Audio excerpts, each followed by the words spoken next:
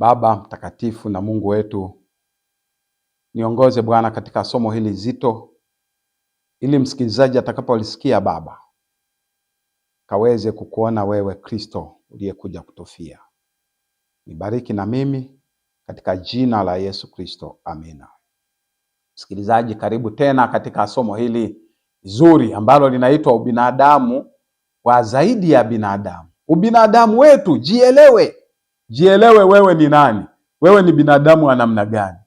Ni kweli kwamba ubinadamu umeunganishwa kabisa na uungu katika nafsi ya Yesu Kristo. Yaani kifo cha Yesu Kristo.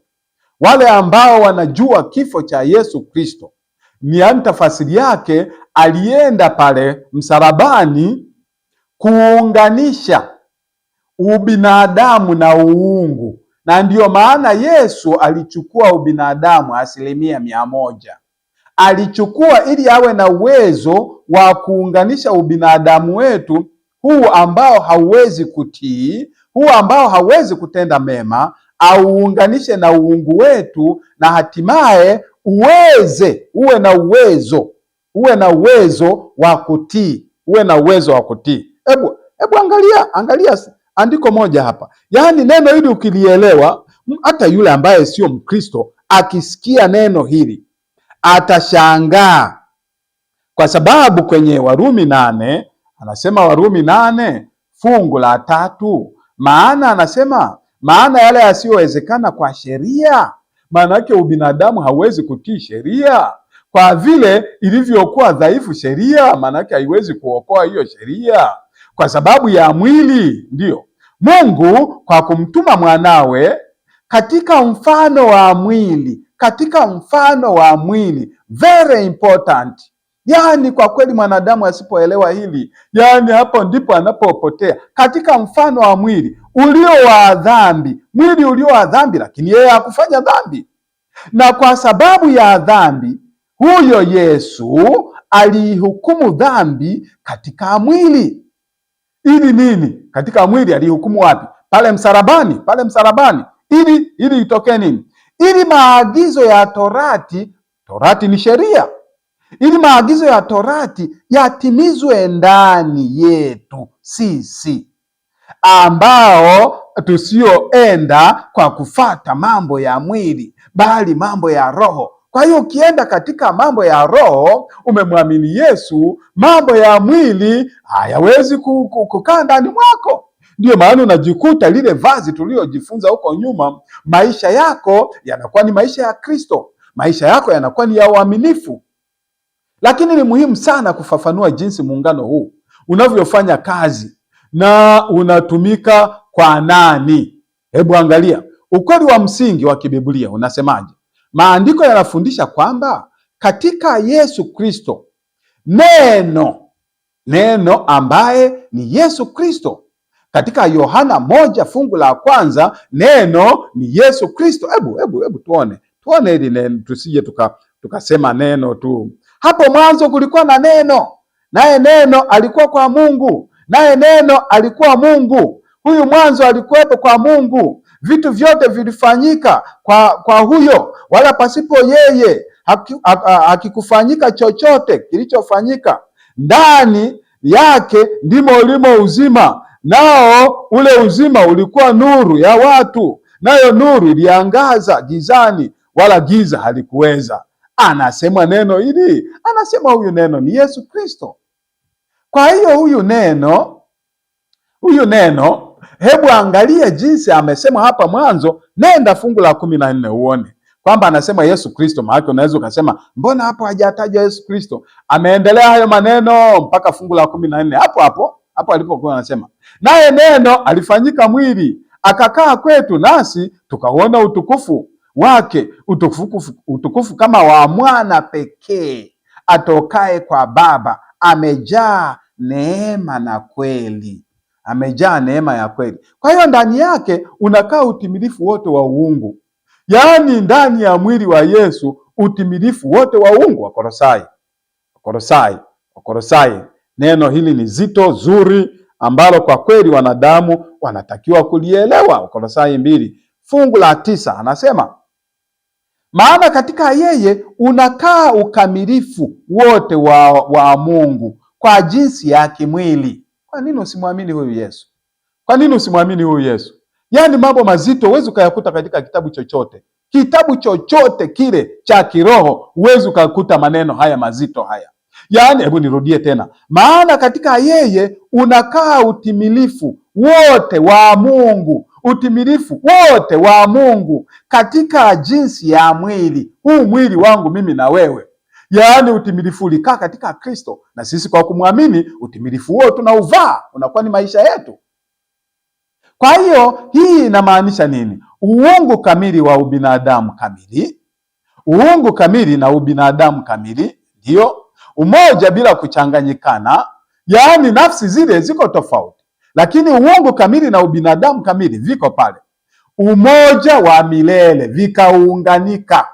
vikaunganika. Kristo hakujifunika tu ubinadamu, sio kwamba alijifunika eti temporary kwa muda, lakini alichukua kabisa ubinadamu. Very important. Yaani Kristo alichukua ubinadamu kabisa kabisa kabisa kabisa. Mwandishi mmoja Ellen White, huyu mtume wa Mungu huyu, ambaye kwa kweli maandiko yake yanaendesha katika kanisa katika siku za mwisho, ndio maadili yanaendeshwa ya aina mbalimbali, na vitabu vyake vimeandikwa vingi. Anaandika ubinadamu na uungu vimeunganishwa milele katika Kristo.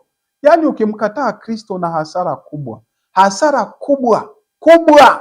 Yaani hiyo hata kama ubishe ufanye namna gani, ni hasara kubwa, hasara kubwa. Kwa hiyo muungano ni wa kweli na wa milele. Mwandishi huyo anaandika kwamba katika Kristo familia ya dunia ambayo ilikuwa imeanguka kwa sababu ya Adam na Hawa walikula tunda ile wakaleta dhambi, familia ya dunia na familia ya mbinguni imefungwa pamoja. Maajabu makubwa haya. Kristo aliyetukuzwa ni ndugu yetu, aliyetukuzwa huko mbinguni ni ndugu yetu. Hii sio lugha ya muda. Anamaanisha Kristo bado anahifadhi hata leo binadamu kule mbinguni, kwa sababu alipaa kwenda mbinguni. Kwa hiyo ubinadamu sasa unawakilishwa mbinguni, ubinadamu wetu uko mbinguni. Halafu unakataa kumwamini Yesu Kristo. Yaani ukielewa haya maneno, yaani utakuwa yaani mtu mwingine anaweza akasema wewe, yaani kuna upuuzi wa aina gani ambao mtu anashindwa kuelewa hiki kitu. Ubinadamu wetu akauchukua Yesu akapaa nao mbinguni kwenye kiti cha enzi. Hebu tuendelee tuone hapa. Kauli nyingine kali, anaandika kali, yaani kauli nyingine kali imeandikwa kwenye Review and Herald. Anasema Kristo alichukua asili ya mwanadamu juu yake na kuipeleka katika mahakama za mbinguni, yaani kwenye kiti cha enzi, ambapo ndipo kuna hukumu, ambapo wewe na mimi unaambiwa, unapotubu unaambiwa, mwanangu, umefanya dhambi na umetubu. Kristo ananyosha mbele ya Mungu Baba, huyu naye nilimfia, huyu naye damu yangu ilimwagika kwa ajili yake, huyu naye asamehe kwa sababu nilimwaga damu. Yaani ni furaha ya namna gani? Upendo wa namna gani huu? Yaani upendo wa namna gani? Ndio maana anasema ni pendo la namna gani hili ambalo Yesu Kristo alikuja kutuonyesha. Pendo zito zito zito zito kweli. Inamaanisha ubinadamu unachukuliwa kabisa katika uungu kupitia Kristo. Sio ulitupwa baada ya ufufuo. Alikwenda nao akafufuka, kwa sababu hakuwa amefanya dhambi. Hakuwa amefanya dhambi.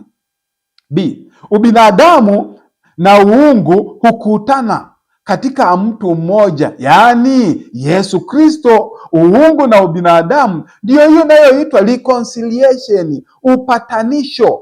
Kwa hiyo Mungu Baba anapokuja ndani ya Kristo anamkuta mwanadamu humo, na mwanadamu alikuwa hana uwezo wa kukutana na Mungu Baba, lakini sasa kwa kifo chake Kristo, yani tunagusa. Hebu anasemaje? Anasema kwa ubinadamu wake Kristo aligusa wanadamu, na kwa uungu wake anashikilia kiti cha enzi cha Mungu.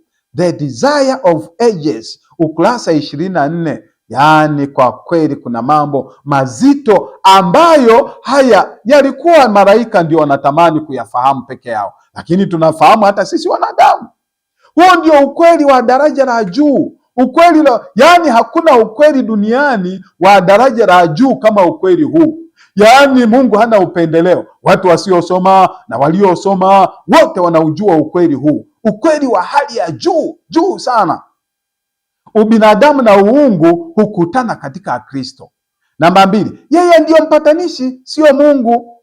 Sio Mungu mtu, yaani mseto wa hadithi, hapana. Lakini yeye ndiyo ngazi iliyo hai, iliyoandikwa katika Yohana 1 fungu la 51. Yaani Yohana 1 fungu la 51. Hebu isome, tunaweza tukasoma hiyo ukaiona jinsi ambavyo mambo haya tangu zamani kumbe yameandikwa. Fungu la 51 inaandikwa, Yohana 1 fungu la 51 inaandikwa hivi: akamwambia, amini amini nawaambia, mtaziona mbingu zimefunguka na malaika wa Mungu wakikwea na kushuka juu ya mwana wa Adamu. Yaani Yesu alikuja awe ngazi ili na sisi tuweze kupafikia mbinguni. Ndio hii iko wazi. Je, wanadamu wote wameunganishwa moja kwa moja na uungu? Hapana. Aliyeunganishwa ni Yesu Kristo. Yaani sisi tunaunganishwa sio moja kwa moja, ni kupitia Yesu Kristo. Ndio maana unakuta maombi yanaombwa katika jina la Yesu, yaani katika roho, katika imani. Sisi ni kupitia Yesu Kristo. Mwanadamu hajaunganishwa moja kwa moja na uungu, ameunganishwa kwa kupitia Yesu Kristo. Aliyounganishwa na uungu mwanadamu, Yesu Kristo kaunganishwa na uungu. Muungano ni wa kudumu katika Kristo, lakini kushiriki katika umoja huo kuna masharti. Kwenye umoja huo kuna masharti. Mama huyu anaandika, kupitia imani kwake, imani ya Yesu, wafuasi wa Kristo wanaletwa katika uhusiano muhimu naye. Huyu ni selected hii inaitwa nini? Inaitwa selected messages, kurasa 62. Kwa hivyo muungano upo kwa usawa katika Kristo. Muungano upo kwa usawa katika Kristo. Inakuwa yetu tu kwa imani na utii. Huu muungano unakuwa wetu kwa imani na utii, lakini wanadamu wanakataa utii. Asili ya kimungu tumepewa sisi kupitia kazi ya Roho Mtakatifu, the desire of ages, ukurasa 671. Hii inamaanisha hivi tunakuwa miungu au tunaungana na Mungu au tunapoteza ubinadamu wetu? Inamaanisha nini? Hapana, sio hivyo. Inamaanisha hivi, tunakuwa na tabia ya Mungu, tunakuwa na maisha ya Mungu, tunakuwa na nguvu ya Mungu, yaani nguvu ya Mungu ya kutii. Yaani tunashikiliwa, kila muumini anashikiliwa na Mungu kwa njia ya utii. Roho Mtakatifu ana produce ndani yetu nguvu ya kuweza kutii tukimwamini Yesu. Hii inakubaliana na washiriki wa asili wa Mungu ambao wamesema katika Petro, waraka wa pili wa Petro 1 fungu la 4, anasema tena, kwa hayo tumekirimiwa ahadi kubwa mno za thamani. Mwanadamu ngelifahamu hilo. Petro anaandika, ili kwamba kwa hizo mpate kuwa washirika wa tabia ya uungu, mkiokolewa na uharibifu uliomo duniani kwa sababu ya tamaa. Yaani mwili unatamani kuvunja sheria ya Mungu, lakini kwa kumwamini Yesu tunaokolewa na kuepushwa hiyo. Ndio, twende. Umuhimu wa wakati wa mwisho na unabii wa swala hili la ubinadamu kukaa mbinguni milele zote, tena kwenye kiti cha enzi. Malaika wanakaa pembeni wakisema mtakatifu, mtakatifu, lakini ubinadamu uko kwenye kiti cha enzi ndani ya mwana, ndani ya Yesu Kristo. Kwa hiyo Kristo anangojea kwa hamu. Unabii huu unasemaje? Wakati wa siku za mwisho, Kristo anangojea kwa hamu ya kutamani udhihirisho wake mwenyewe katika kanisa lake. Anatamani, yaani Kristo adhihirike katika kanisa, adhihirike katika kanisa. Kwa nini? Kwa sababu muungano wa Kristo wa ubinadamu na uungu lazima ufunuliwe. alafu Yesu aje. Yesu aje sio katika mwili, lakini kwa ukamilifu wa tabia kupitia utii. Huo ndio urejesho wa kile Adamu alichopoteza. Kwa muhtasari tu, wazi na usawa.